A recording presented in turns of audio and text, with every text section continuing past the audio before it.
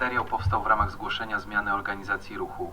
Od razu chcę zaznaczyć, iż film nie ma na celu atakowania nikogo, tylko poprzez ten film chcę pokazać problem, jaki jest przy wyjazdach. Zostałem poinformowany, iż w Dębicy przy ulicy Cmentarnej jest parking, na którym zaparkowany pojazd od dłuższego czasu powoduje utrudnienia przy wyjazdach z okolicznych firm dla klientów, jak i dla pracowników. Z tego, co udało mi się dowiedzieć, były już nieciekawe sytuacje. Na szczęście jeszcze nie doszło tam do kolizji czy wypadku. Na chwilę obecną, aby nie było podobnych problemów w przyszłości, chciałbym zaproponować Urzędowi Miasta Dębica stałą zmianę organizacji ruchu poprzez wyłączenie minimum 2 miejsc parkingowych, tych przy wyjeździe, aby wyjazd był bezpieczniejszy.